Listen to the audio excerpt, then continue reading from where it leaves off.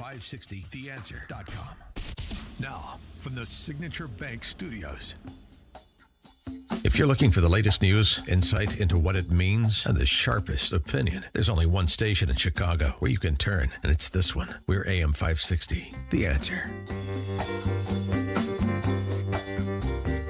Top of the morning, Dan and in for Amy J.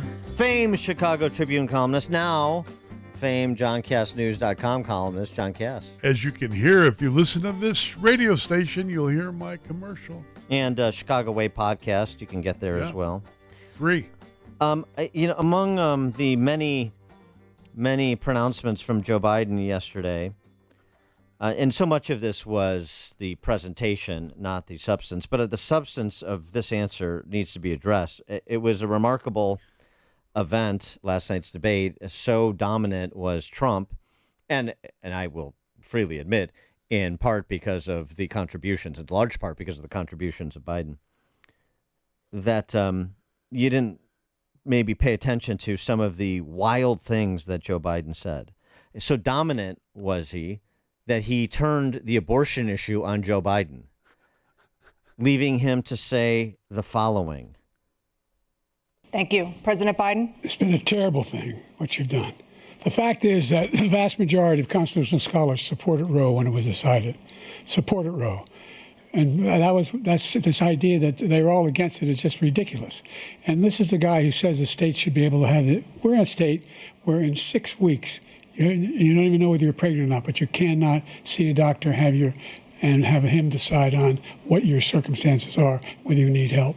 The idea that states are able to do this is a little like saying we're going to turn civil rights back to the states, let each state have a different rule. Look, there's so many young women who have been, including a young woman who just was murdered, and he went to the funeral. The idea that she was murdered by an immigrant coming in, they talk about that. But here's the deal: there's a lot of young women who are being raped by their in-laws, by their spouses, brothers and sisters, it's just ridiculous, and they can do nothing about it. And they try to arrest them when they cross state lines. Raped by their sisters? Well, also, so let me understand. The reason we need Roe is because illegal aliens that I let in may rape you. Huh. Very good. Very persuasive. For more on last night's debate and the interesting reporting of our friend Brett Baer, who we just spoke with, pleased to be joined by Andy Kroll, ProPublica national reporter. Oh, ProPublica, favorite outlet of mine. ProPublica national reporter, author of A Death on W Street, The Murder of Seth Rich and the Age of Conspiracy. Andy, thanks for joining us again. Appreciate it. Always great to be back. So, Brett Baer, well, first of all, I mean, I don't know if you agree with my characterization, but the idea that abortion was going to be some kind of trump card, pardon the pun, that didn't work out terribly well for Biden in the debate yesterday. I mean, in part because of the larger context, but I mean, he just didn't have a moment on that issue that like he probably desired.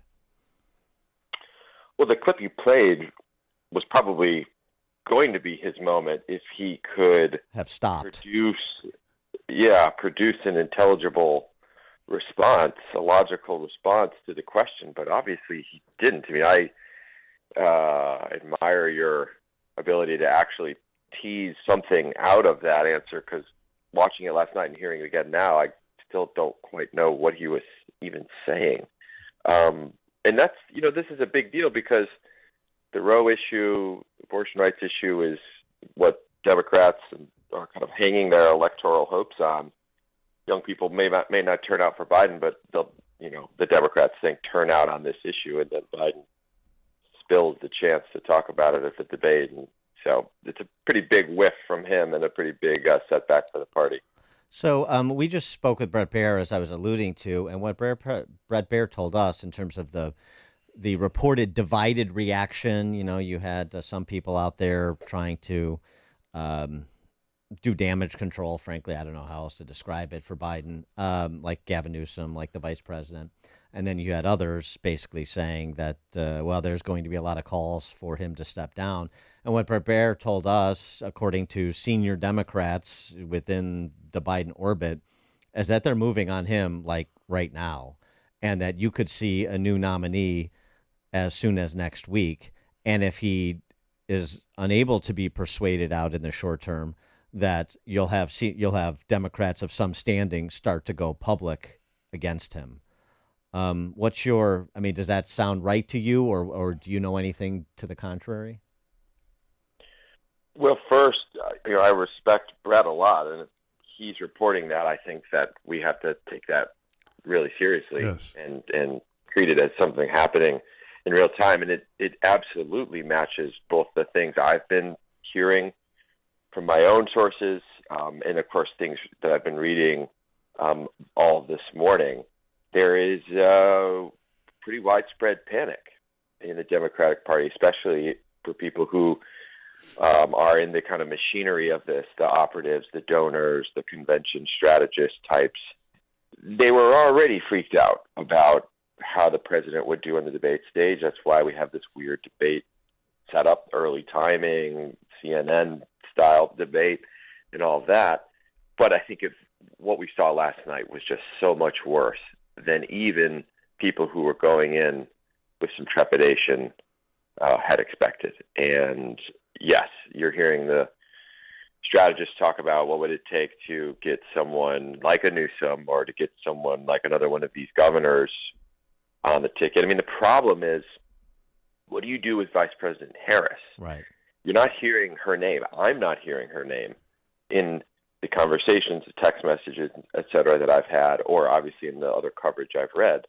But you're looking at a potential revolt in the party if they just sort of skip over the vice president. And that's a big, big issue for them to grapple with, unless she somehow says, I don't want it. And I don't think that's particularly likely. Well, guys, what does it tell you?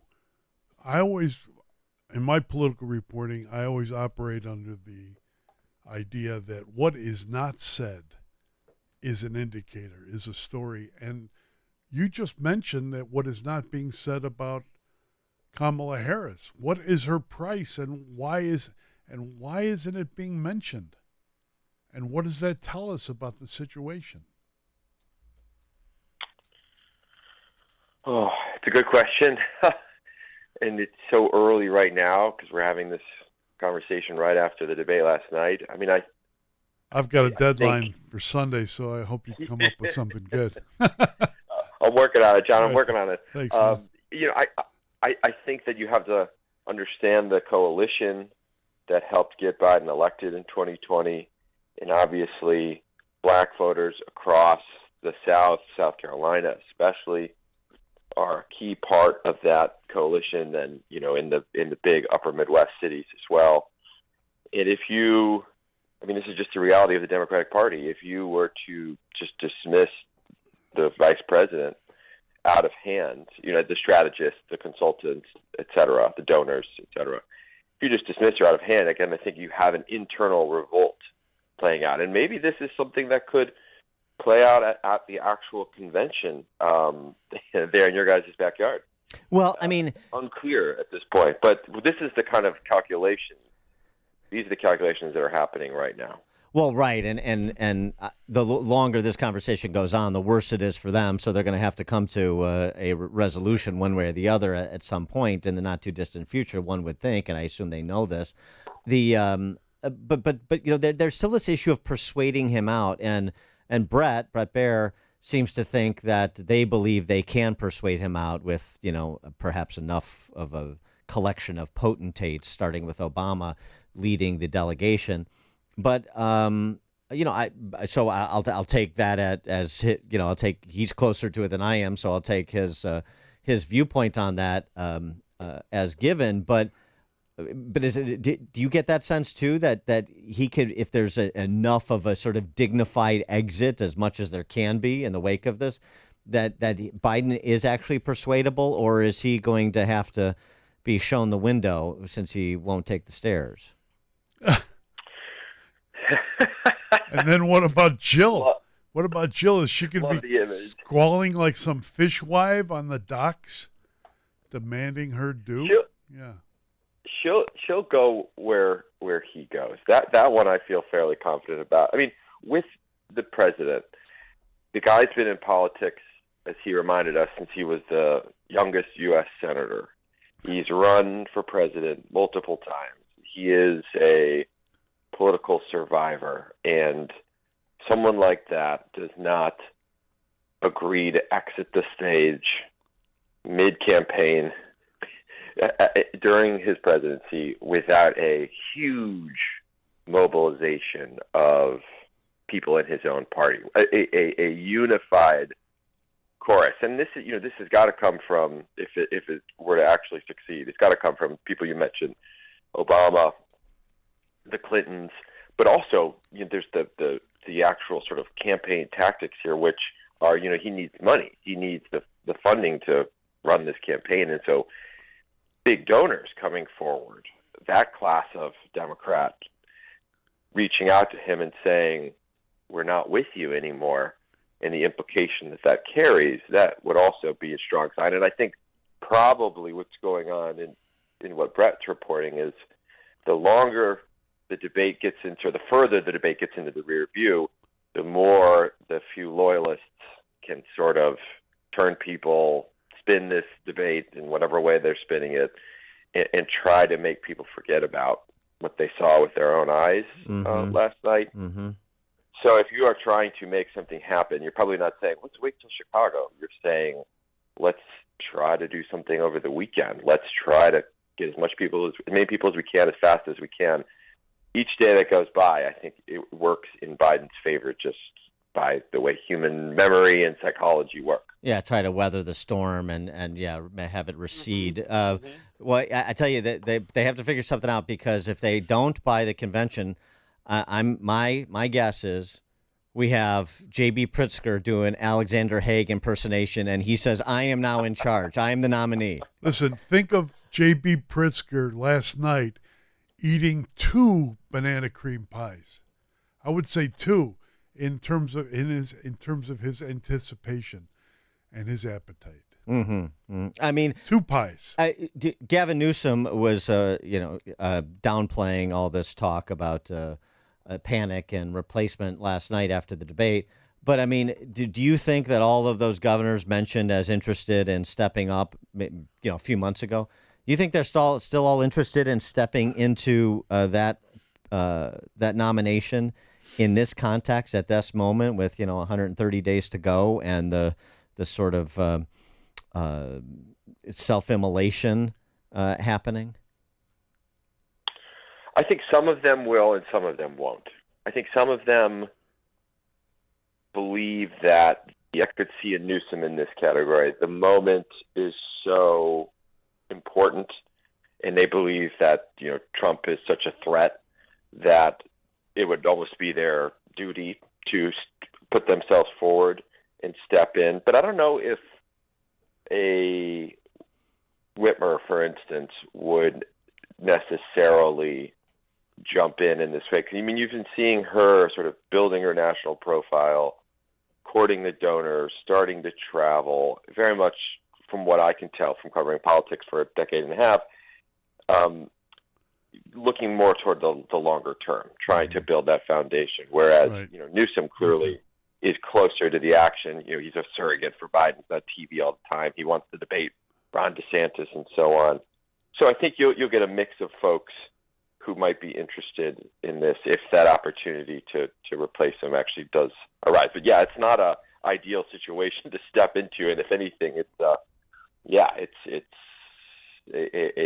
long shot wild card in a lot of ways.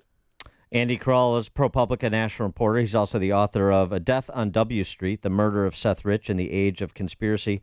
Andy, thanks for joining us again. Appreciate it. My pleasure. Thanks. And Andy joined us on the Turnkey.pro answer line. It's what Chicago is talking about. It's Chicago's Morning Answer with Dan and Amy on AM 560. The Answer. Can peace of mind fit into just 3 fruits and 3 veggie supplements? Yes. We start by sourcing the best fruit and vegetable ingredients. We ensure that all our produce meets our rigorous standards in order to give you the highest quality product possible. They are then washed, cut, and put through an advanced vacuum-cooled process that removes the water using pressure. We then take great care in grinding them into a fine powder. These powdered ingredients are then mixed and encapsulated, locking out air and moisture. The capsules are then bottled and shipped right to your door